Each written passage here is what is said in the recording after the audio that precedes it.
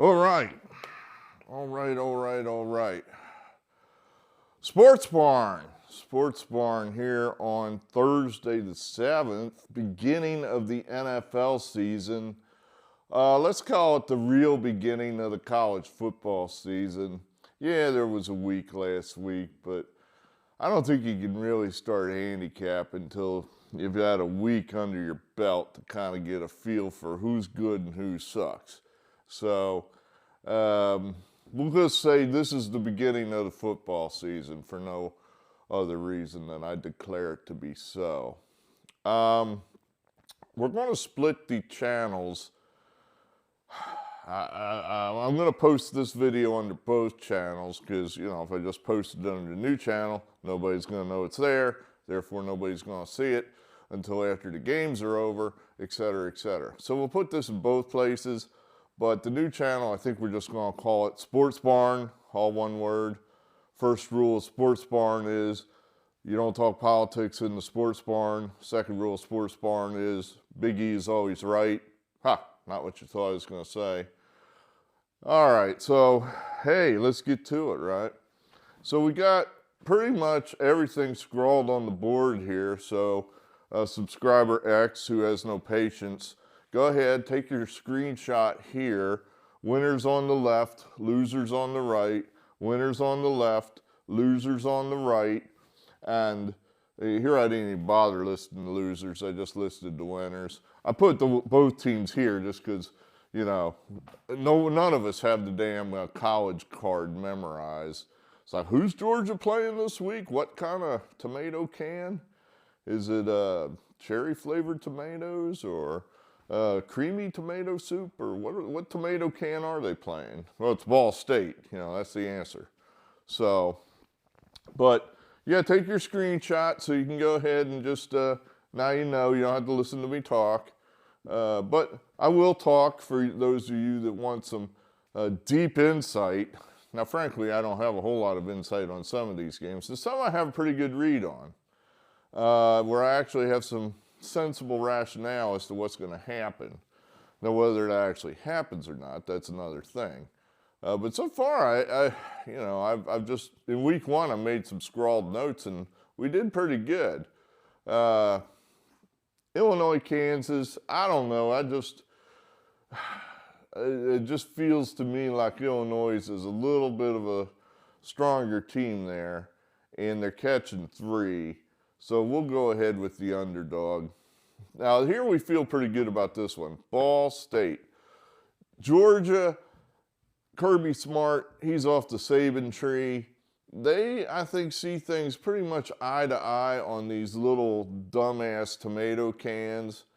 They just do not, they could name their score on this team. If they wanted to beat them 102-0, they could. Why? What would be the point of that? It would serve nobody's purpose. So, historically speaking, Saban and Smart as well, generally, give them a gentleman's defeat, a nice 40-3 beating, where they get their money. These small schools, why do they agree to go down to these massive SEC NFL powerhouses? Well, because they get paid. It's the job squad. It's the old job squad from wrestling. Pin me, pay me. So they're going to get pinned and they're going to get paid. That's why they go down there. So, but they wouldn't go down there if they were getting pinned, if they actually got hurt. In other words, Al Snow would not be part of the job squad if part of his role was to go out there and just get the living shit kicked out of him. And I mean literally, not, let's take a few bumps. I mean a real shoot where he gets injured. Why would he do it then? That's not worth it to him. It's embarrassing. It's painful. But if you just give him a gentleman's beating, 41-0, I get the backups a lot of work. I need to do that, right? Kirby Smart needs to get his second unit some reps or they're all going to transfer. So, he's got to recruit his own team now as well as high schoolers. So he's always got to be recruiting his own team. So he's got to get his backup some reps. So that's all the reason why this score is probably going to be not 78-2. So that's where I think you can go ahead and just play Ball State there and let Kirby Smart do the work for you. Virginia Tech, Purdue. I think these are two teams going in different directions. I like the new coach at Virginia Tech. He's a Pennsylvania guy. That really doesn't mean anything, but he's from Pennsylvania, so I like him.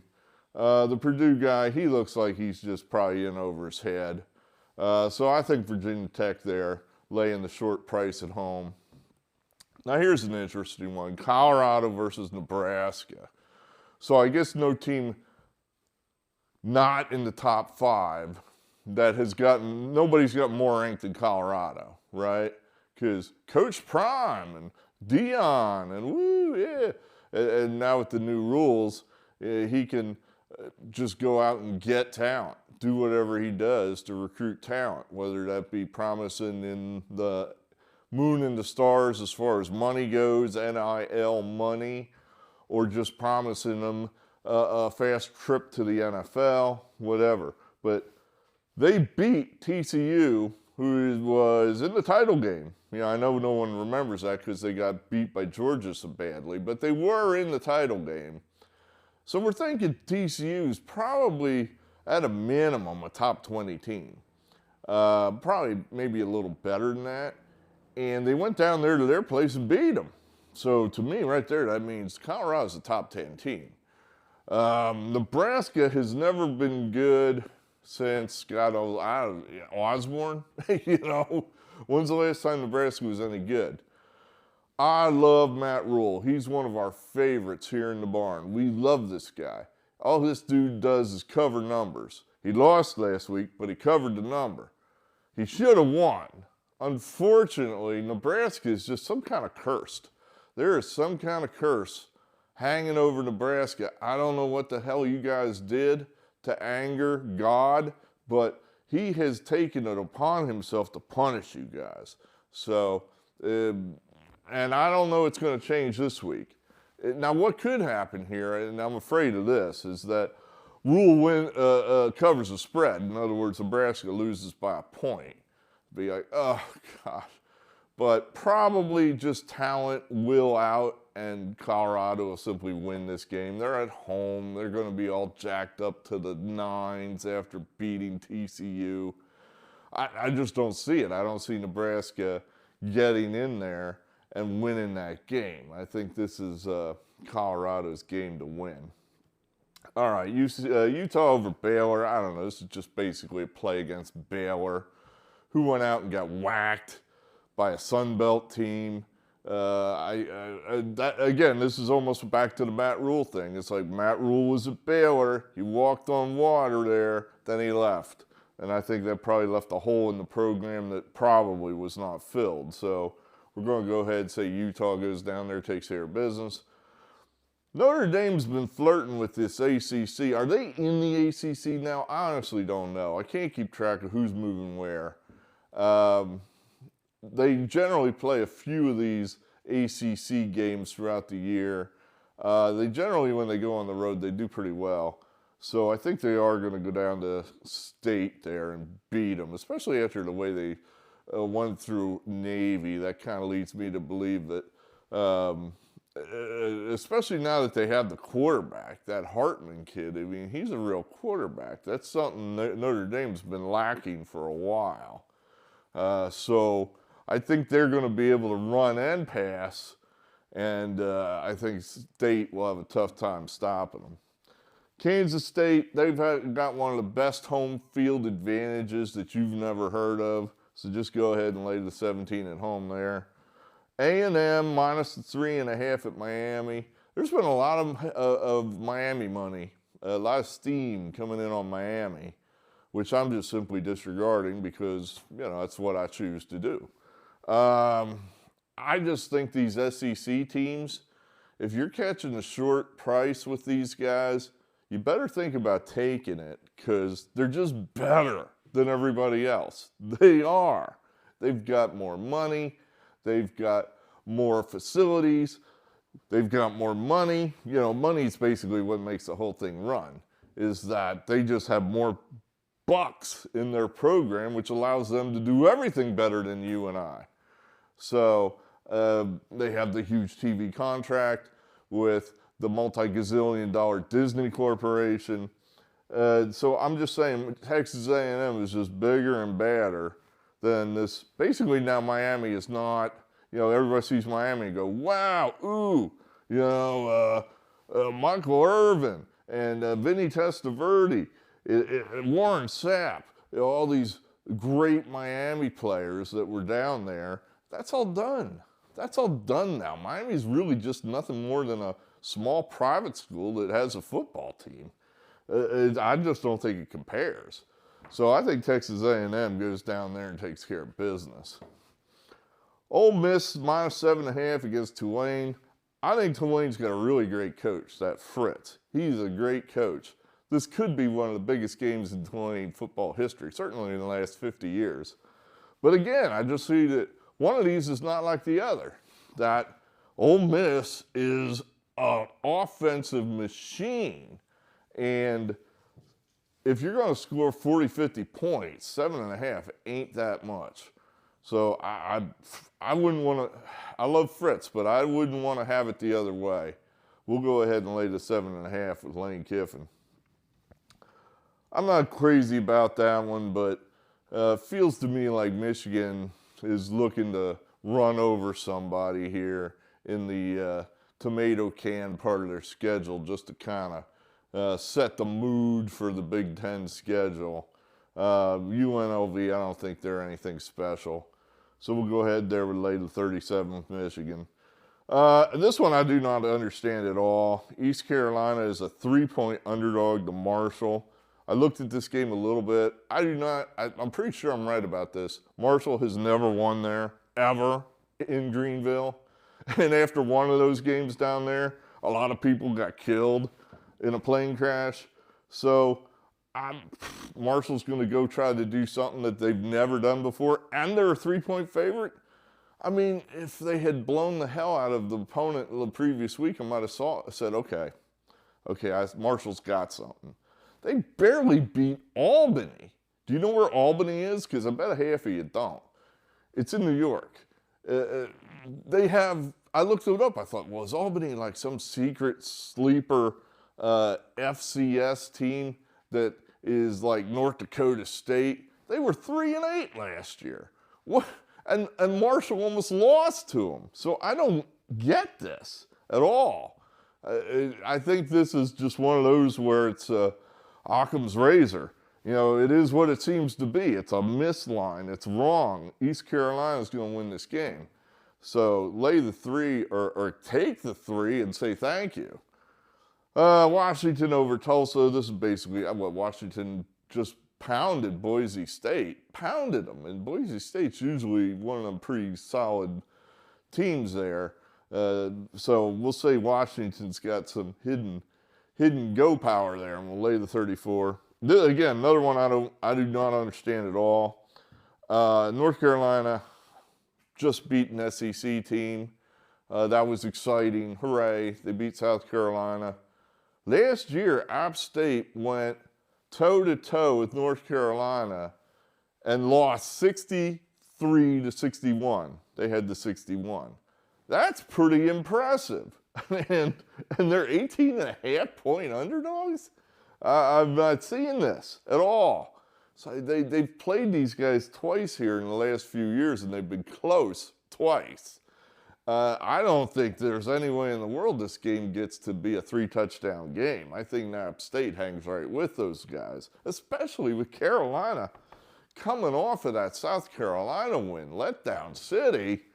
So take that, take Appy. SMU plus the 16, no rationale. Alabama minus the 7 over Texas.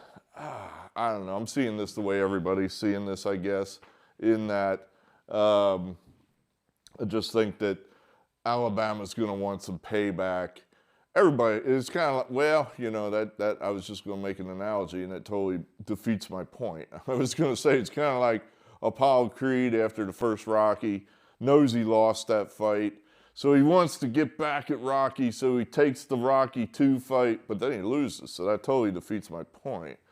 At any rate, I just think Alabama's mad, and they're going to go ahead and take care of Texas, who I kind of just see it as a coaching mismatch, that Saban is better than Sarkisian, so that's where we're at there. Oregon impressed me with, 81 points. They showed the clip of the duck. I guess the duck does, whenever Oregon scores, he does however many points are on the board for Oregon, that many of push-ups, so he ended up doing 500-some push-ups that day. I always wondered how those guys did that, but yeah. Anyway, Oregon there. Wisconsin. We think they're going to have a tough time out in Pullman with Washington State. These Big Ten teams, when they go west, it's usually a tough trip for them. So I think that's what we're looking at there. Letdown City, after Florida State had the big win over LSU, we're going to say they're in letdown mode, and Southern Miss somehow keeps it within 31 points. I'm not wild about that one, frankly. This one just it seems wrong to me. USC is 30 points better than Stanford? Come on. I mean, Stanford's not that bad. I mean, they just beat, they won their opener against Hawaii. I mean, Hawaii's not terrible.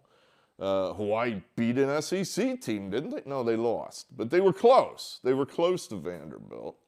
And 30 points against an in-conference rival.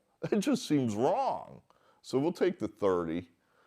Then here are some that the model liked these games. These are off the map. Who the hell, nobody's going to be watching these games unless they got money on it.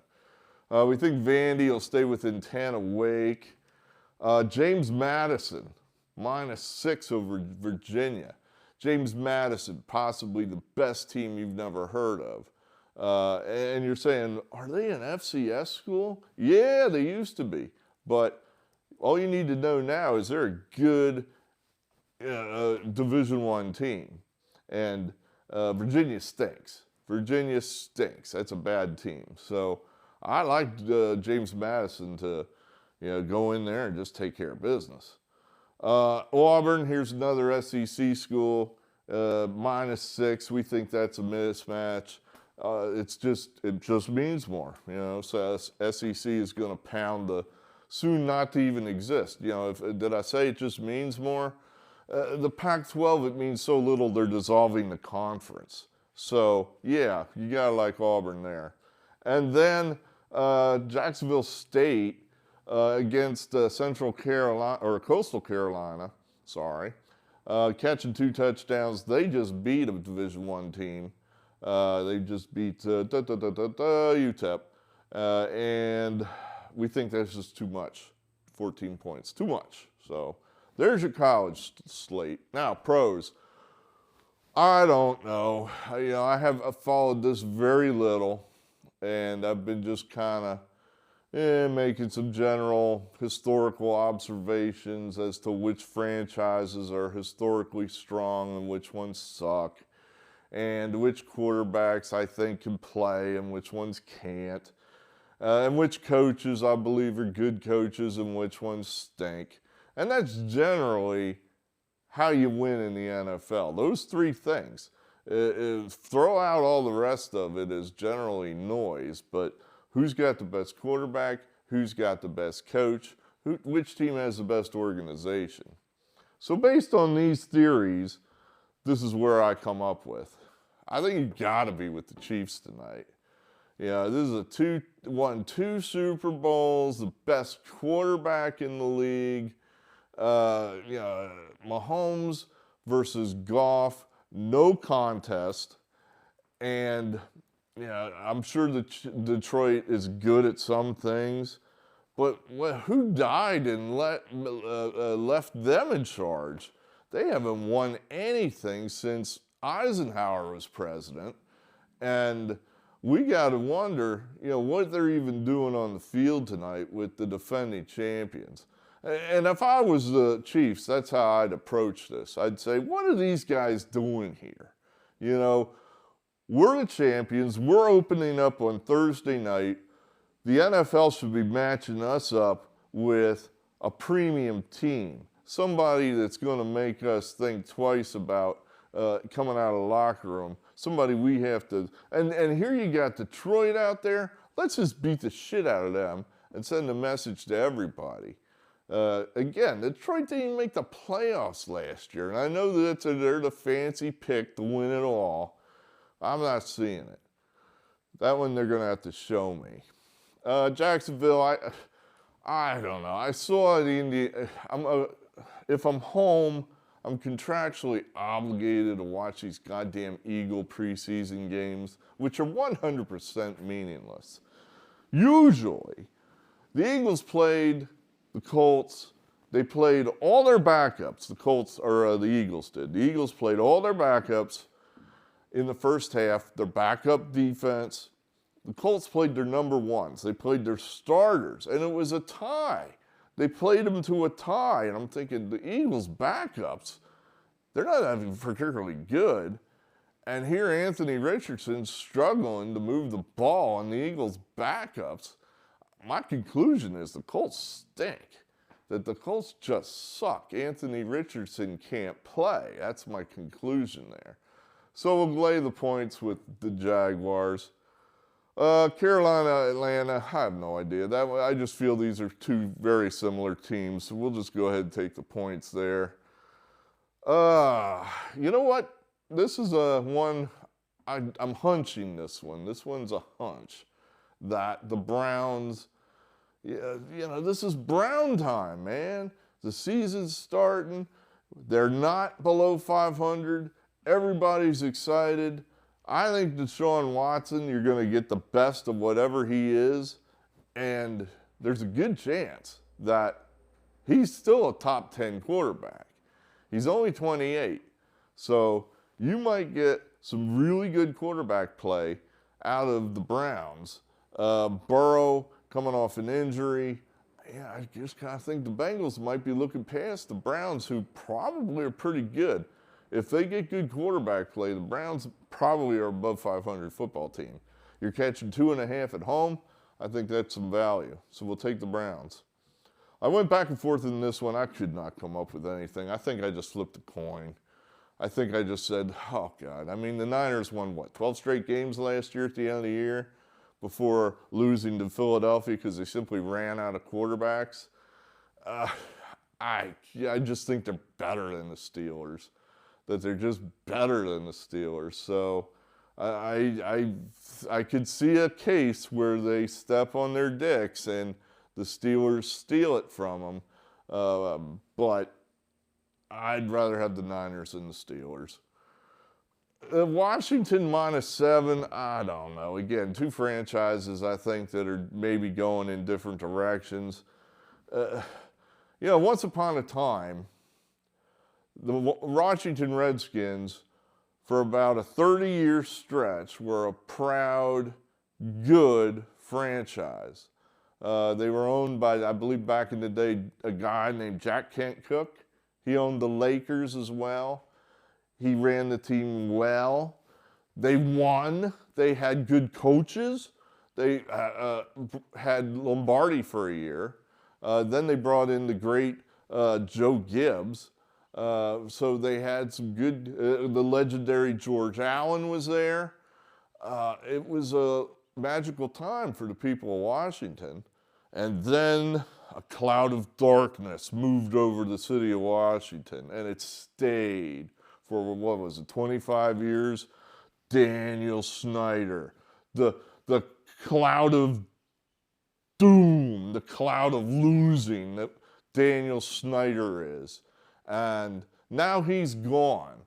And frankly, I think their new owners suck because Josh Harris is one of them, and he owns the Sixers. And I can tell you people from Washington from first-hand experience, don't get too excited because the guy sucks. He's not that good. He's not a very good owner.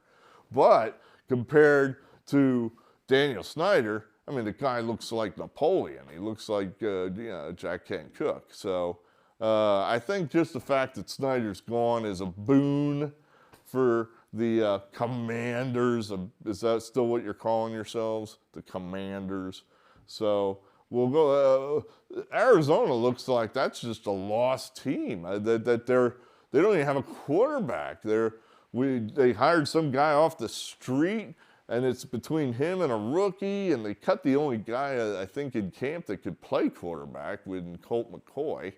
And the rumor is around the league that they're just simply starting from square one, tanking the whole season just so they can get Caleb Williams out of USC, which I would question if I was Goodell. I'd say, hey, wait a minute. But, you know, this is the NFL, and Goodell, who knows how he's going to see that. So I think you got to take Washington there. Houston plus the 10. Baltimore's good, but they're not great.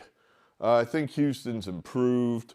C.J. Stroud will be okay. You know, he's certainly not going to be stellar. He's not going to throw for 400 yards.